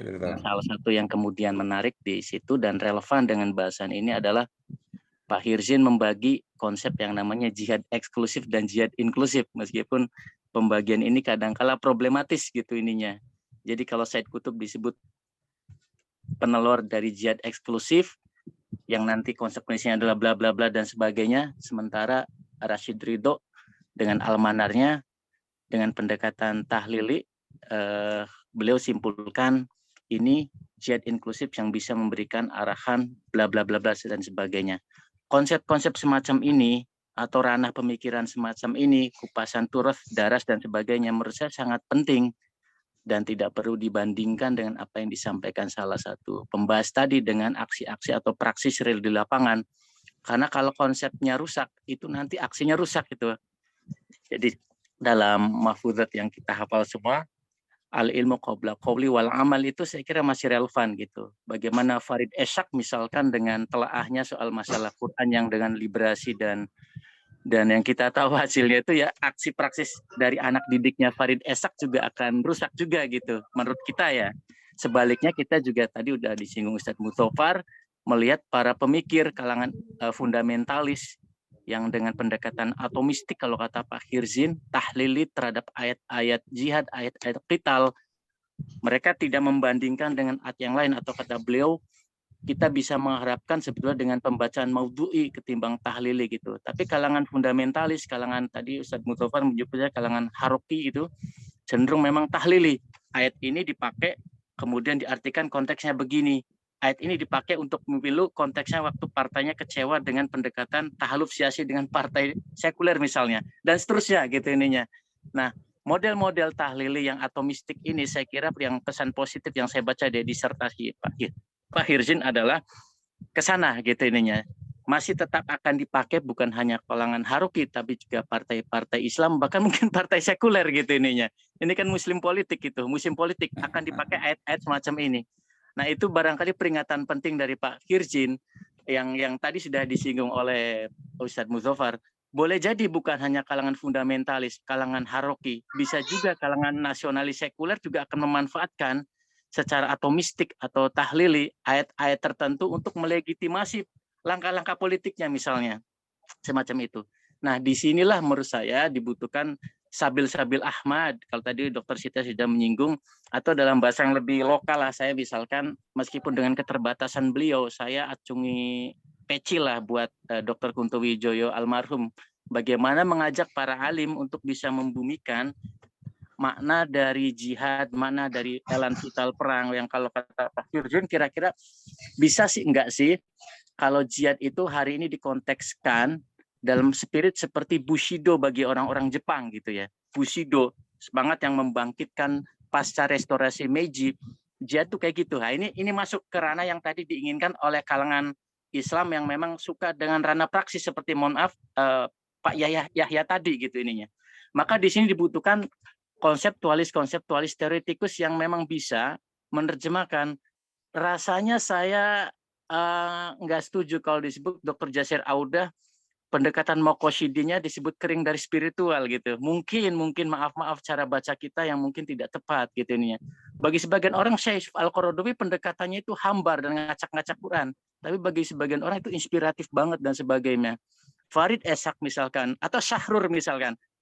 Tafsir Qurannya bagi anak-anak dari kampus perguruan tinggi Islam tertentu akan begitu menarik dan membebaskan gitu ininya. Tapi bagi sebagian orang itu tafsir apa ngerusak ayat gitu ininya. Nah, dalam konteks inilah menurut saya perlu peran para alim, orang seperti Ustadz Muthofar, pendekatan-pendekatan yang menempatkan ayat-ayat kita tidak secara atomistik, secara tahlili, tapi secara maudhu'i gitu, bahwa ini terhubung dengan ayat yang lain, turunnya mana dulu, asbabun nuzulnya bagaimana, dan seterusnya. Sehingga saya kira apa yang dilakukan dalam bahasa Pak Kunto, pengilmuan Islam, maka perlu pengilmuan jihad, pengilmuan qital, sehingga ada teoritisasi yang kita tidak asal waton maju saja gitu ininya, tidak asal pakai ayat ini untuk inilah yang tepat gitu. Si kita bolehlah misalkan, ayo berniaga dengan perang, merespon artificial intelligence, tapi bagaimana kemudian kita bergerak itu ada panduan wahyu gitu ininya, paling tidak inspirasinya. Nah, saya pikir pendekatan-pendekatan yang ditampilkan di forum kopi hangat ini dengan beberapa asatidnya punya PR ke sana. Kalau saya bukan ke soal masalah aksi realnya, itu sangat mudah banget. Tapi bagaimana menerjemahkan inspirasi ayat Quran itu dalam bentuk yang dalam konteks bahasan hari ini tentang masalah qital, maka bisa nggak menjadi bushido misalkan dalam keseharian kita. Ada yang jadi dokter, ada yang jadi pengajar, ada yang jadi pedagang, ada yang jadi misalkan pegiat atau aktivis ini itu dan sebagainya. Bushido dengan spirit yang dari Quran itu bisa nggak kalau Pak Dawam Raharjo misalkan dengan jihad ekonominya misalkan dan seterusnya. Kira-kira seperti itu. Jadi ada harapan tema ini sebetulnya bisa memantik kita untuk semakin menggali Quran, menggali khasanah termasuk dari pemikiran tokoh-tokoh di dalam negeri kita. Demikian kurang lebihnya, mohon maaf. Assalamualaikum warahmatullahi wabarakatuh. Waalaikumsalam warahmatullahi wabarakatuh. Baik, Mas Yusuf, ya nggak mesti pakai Bushido ya, mujahidin, martir. Serem Bu kalau itu. Baik, Dr. Abdul Rahim, tadi ada yang perlu ditanggapi, misalkan dari Bu Aisyah tadi ya, apakah ayat-ayat kita ini bisa dijadikan semacam dalil lah, justifikasi ya terkait people power kalau nggak salah. Iya betul Pak, people power yang sedang digaungkan ini kan. Iya. Nanti bisa ditanggapi juga oleh Bu Sita atau Ustaz Muzaffar ya. Iya. Ustaz Muzaffar. Iya. Ini dari beberapa pemaparan tadi dari Syekh Buya Yahya, kemudian Mas Maulana, Ustaz Muzaffar dan yang lainnya, ada satu cukup menarik memperkaya khazanah kita pada kesempatan pagi hari ini. Nah, saya menanggapi terutama yang poin yang tadi disampaikan oleh Buya Yahya tadi, kata Mas Yusuf terkesan provokatif. Oke, jadi begini, ternyata kalau kita lihat apa titik pertemuan antara perjuangan dalam bentuk ekonomi dengan perjuangan dalam bentuk militer.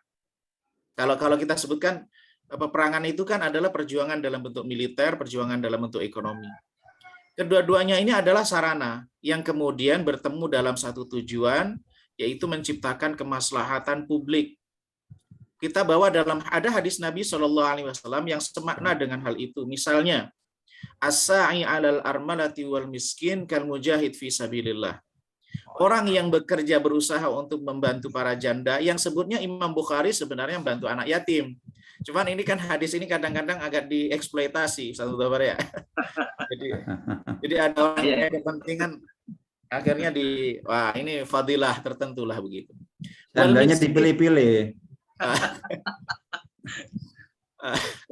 Sensitif tuh. Makanya saya berikan klarifikasi begitu. Imam Bukhari dalam Adab Al-Mufrad terkait anak yatim membahaskannya tentang anak yatim. Nggak tahu Buya Yahya bisa masuk jihad ini juga nih. Kemudian wal miskin dan orang miskin, artinya orang yang berjuang mengentaskan kemiskinan itu kal mujahid fisabilillah, seperti orang yang berjihad di jalan Allah. Meskipun dengan kata K permisalan itu apakah sama atau tidak, ini bisa diskusikan dalam konteks sisi bahasa. Au kal qaim allazi la kasaim allazi la yuftir au kal qaim allazi la yaftur. Seperti orang yang sholat yang tidak pernah berhenti, atau orang yang puasa terus-menerus yang tidak berhenti melakukan puasa. Misalnya juga dalam hadis yang lain terkait dengan al-amil ala sadaqah bil haq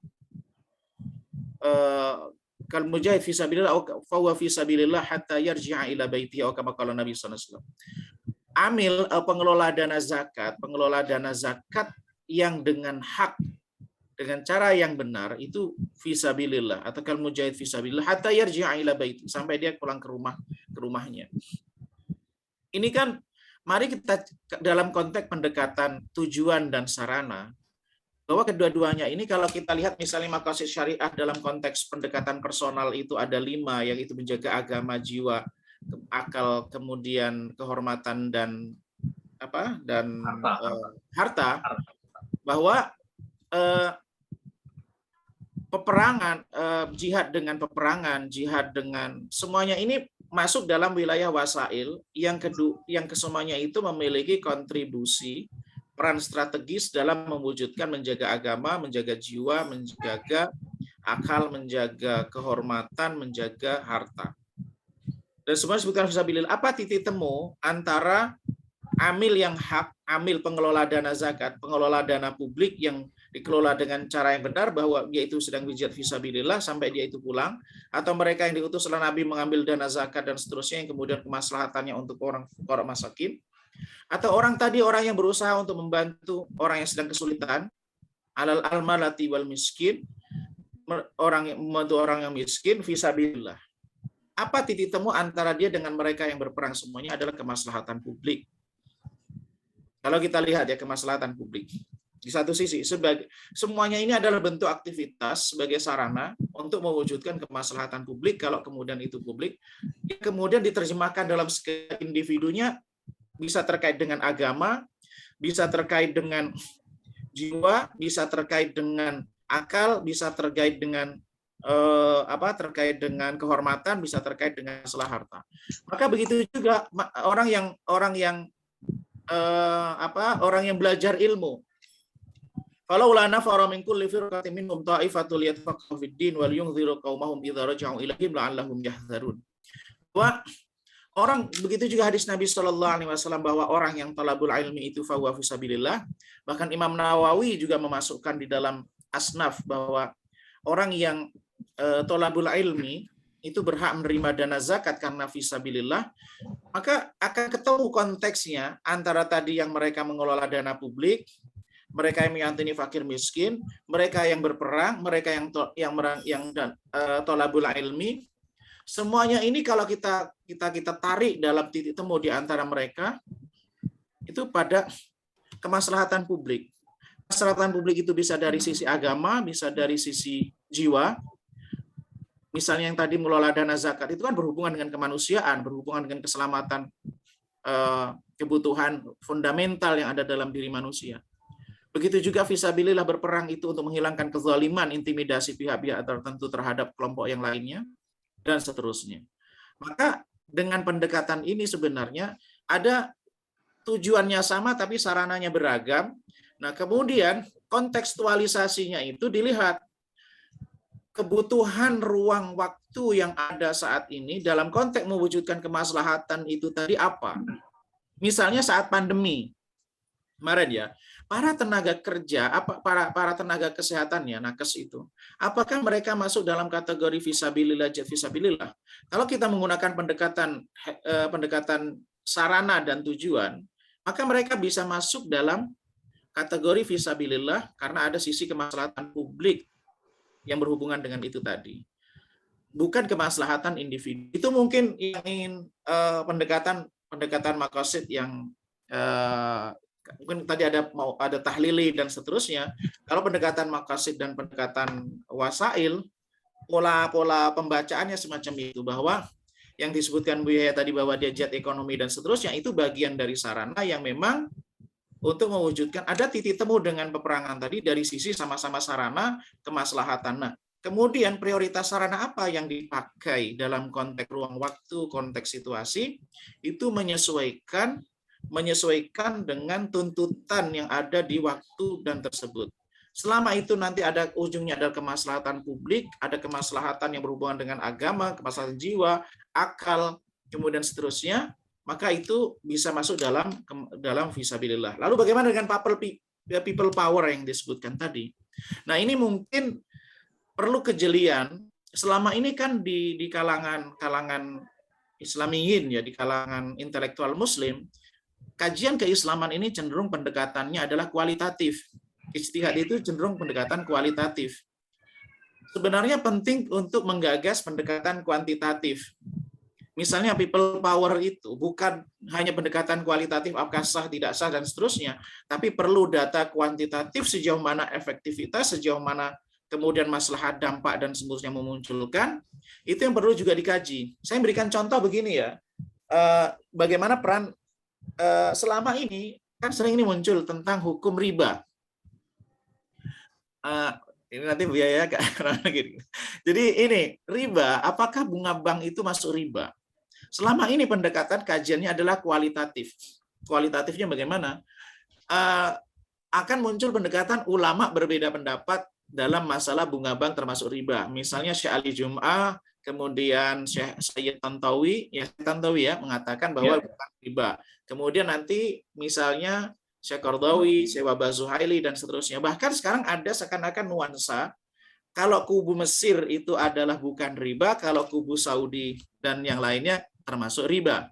Nah, sebenarnya ini kan pendekatan-pendekatan yang sifatnya kualitatif. Kita perlu data kuantitatif. Sebenarnya berapa sih jumlah orang ulama yang mengatakan bunga bank itu bukan riba? Dan berapa jumlah yang mengatakan bahwa bunga bank itu adalah riba? Lembaga-lembaga riset, berapa sih lembaga-lembaga riset yang mengatakan bahwa bunga bank itu riba dan bunga bank itu bukan yang mengatakan bunga bank itu bukan riba dan mengatakan bunga bank itu adalah riba. Kemudian keterlibatan pakar dalam pengambilan keputusan satu ijtihad itu berapa persen keterlibatan pakar ekonomi, pakar yang lainnya dalam pengambilan keputusan. Itu kan sebenarnya data-data kuantitatif yang perlu yang dipaparkan sehingga nampak jelas kepada publik perbedaan pandangan di antara keduanya ini bukan hanya beda pendapat, A dan Fulan berbeda pendapat, silakan gitu. Begitu juga misalnya terkait masalah people power, kebijakan-kebijakan, apakah langkah-langkah strategis yang perlu diambil, itu perlu data-data ilmiah, bukan hanya pendekatan kualitatif, tapi penting juga pendekatan kuantitatif. Ini yang mungkin dalam konteks kajian keislaman yang perlu penambahan dari sisi itu. Wallahu a'lam bishawab. Mas Abdurrahman, sedikit nambahin Mas Rahman kaitan dengan ilmu politik ya. Usulan dari Ibu Aisyah tentang people power. Almarhum Profesor Burhan Magenda, dosen saya, beliau ahli tentang politik Indonesia. Beliau bahkan sempat mengatakan Indonesia ini bahkan bisa dikatakan sebagai impossible state gitu. Artinya negara yang sebenarnya impossible dengan ribuan pulau ya, bahasa dan seterusnya. Tapi kenyataannya ya sampai saat ini gitu kita masih ada dalam NKRI gitu ya. Nah, terkait dengan people power, saya melihat takutnya umat Islam itu dimanfaatkan militansinya, semangat jihadnya, tetapi kadang tidak jelas dibawanya kemana seperti itu. Nah, kalau oleh siapa? Ya, oleh siapa? Kalau civil society, emak-emak ya, the power of emak-emak itu saya percaya banget itu. Ya, percaya banget kekuatan itu. Tapi tetaplah di bagian yang civil society. Artinya saya tidak menyetujui kaitannya kalau berpikir tentang revolusi gitu. Itu artinya kan seolah-olah kalau people power itu ujungnya kudeta, pengambilan kekuasaan secara inkonstitusional. Kalau sejarah Indonesia nanti sudah dimulai dengan kudeta, ya people power atau apa kemudian pengertian kudeta, maka tidak baik untuk kedepannya tentang pengembangan sistem politik di Indonesia. Saya pikir ya kita perlu bersabar dengan tetap benar yang Ibu katakan fakta-fakta bahwa negeri ini mungkin benar-benar hampir tergadai atau banyak ketimpangan dan seterusnya. Tapi jangan pernah bosan untuk mudah-mudahan ya ada anggota-anggota legislatif yang terus menyuarakan untuk mengontrol pemerintah. Makanya ya memastikan memilih yang benar. Kemudian ibu-ibu tetap di bagian civil society, mahasiswa, moral force, ya dan juga pemuda-pemuda. Mudah-mudahan kita semua jangan sampai kemudian tadi Ibu niatnya baik, tulus, tapi dimanfaatkan orang dengan judul apapun itu, tapi ujungnya adalah sebenarnya inkonstitusional. Terima kasih. Nambah dikit ya, tambahan lagi. Ya, luar biasa pandangan politik ini. Ustaz Muncul. Mantap, Bu. Zafar, silakan. Mohon maaf, ya ini waktunya sudah mau lewat ya. Iya, jadi saya kira salah satu kaidah yang sangat penting itu proporsionalitas. Jadi kita proporsional secara umum. Nah, dalam konteks ya kayak contoh pemikiran-pemikiran tentang people power dan lain sebagainya. Terus juga dalam kita menyikapi kondisi negeri kita, itu kita juga harus proporsional. Kita harus tawazun, kita harus seimbang.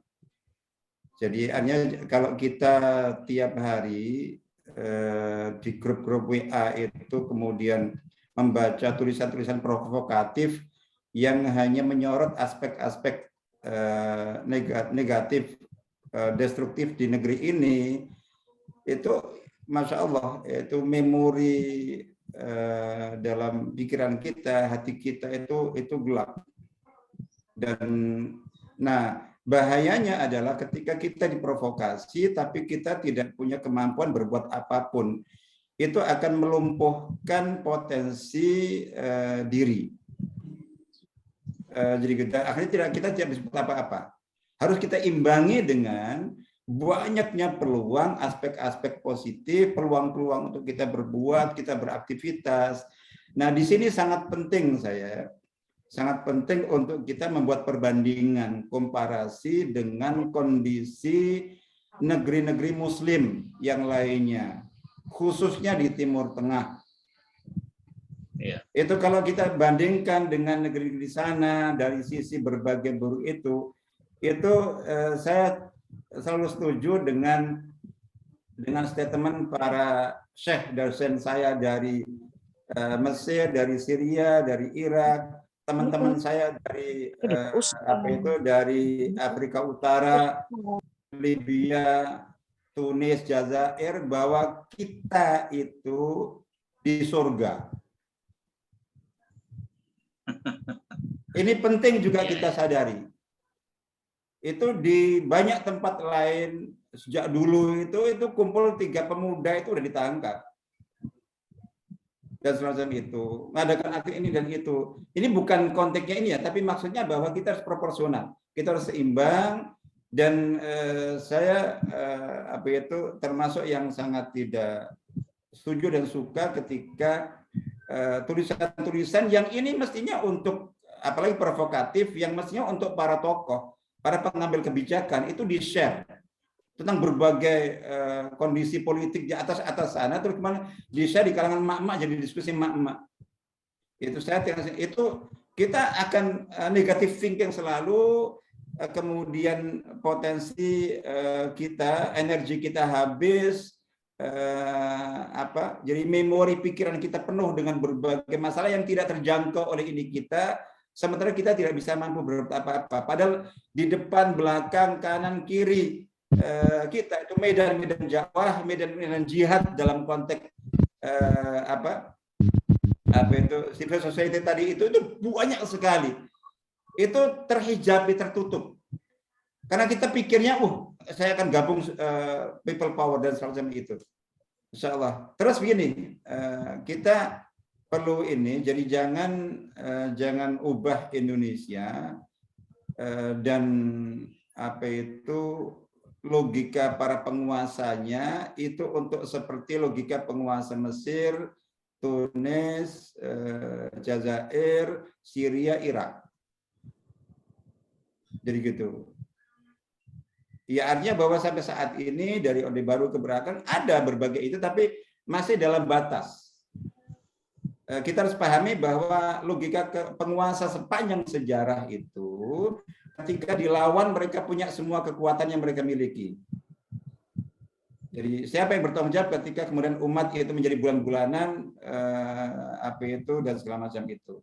Jadi sangat tidak ini. Jadi dan itu kedepannya itu nanti akan membuka peluang bagi siapapun yang memang real memegang kekuasaan di negeri ini, itu akan lebih represif. Jadi saya kira itu kita proporsional, kita fokus dan kita seimbang secara umum.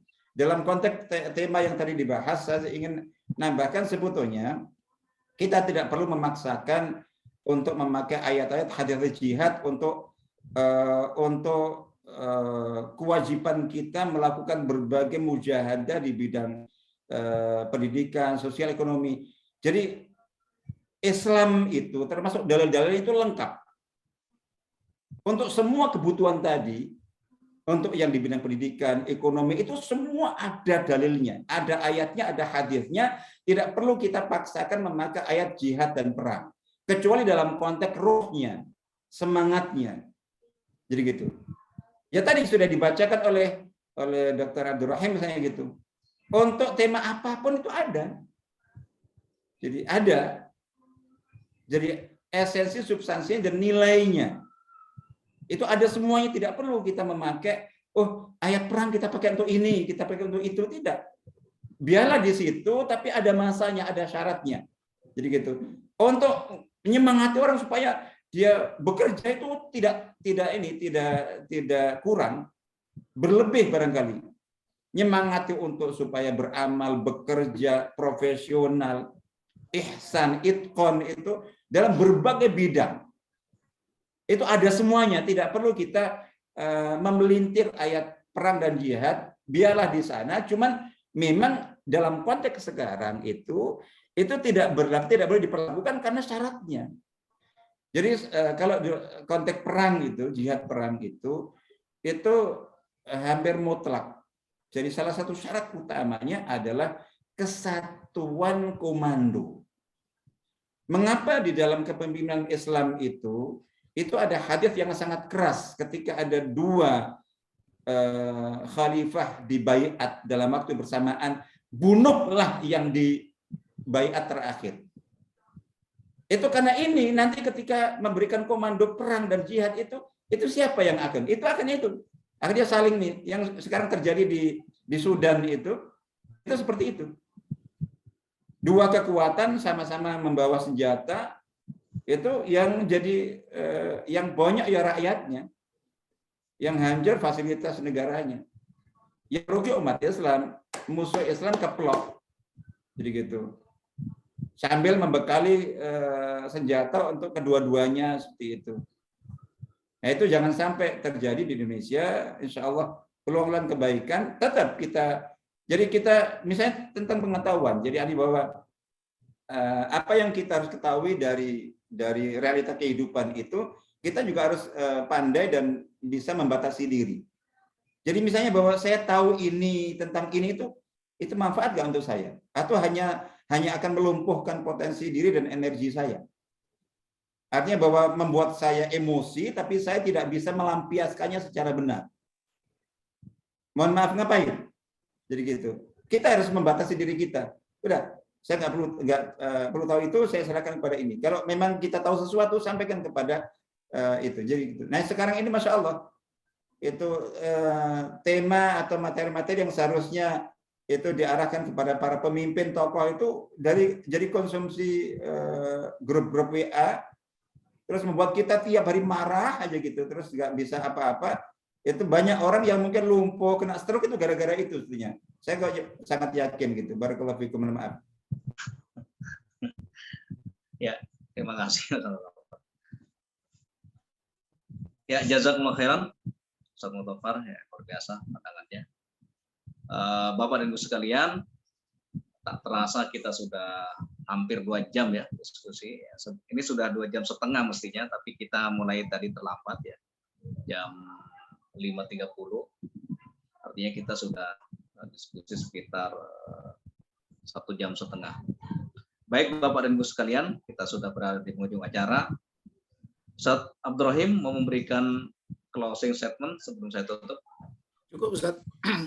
Cukup ya. Bapak dan Ibu sekalian. Wakil Ustaz Ahmad Muzaffar. Closing statement-nya cukup itu. Iya memang ini menjadi bahan lah renungan kita semuanya. Sahabat kopi hangat gimana pun berada ya. Jadi jihad itu bisa maknanya sangat luas ya. Bisa jihad dengan pemikiran, jihad dengan ekonomi, ya, dan pendidikan, seterusnya gitu kan. Artinya wasail atau sarana untuk mencapai tujuan itu tidak terbatas ya. Dan itu semuanya termasuk perkara-perkara penting dalam ajaran Islam. Baik Bapak dan Ibu sekalian, kita sudah berada di penghujung acara. Kita akhiri diskusi kopi hangat ini dengan bacaan alhamdulillah. Kita lanjut dengan doa kafaratul majlis. Subhanaka Allahumma wa bihamdika asyhadu an la ilaha illa anta astaghfiruka wa atubu ilaik. Assalamualaikum warahmatullahi wabarakatuh. Waalaikumsalam warahmatullahi wabarakatuh. Barakallahu fikum.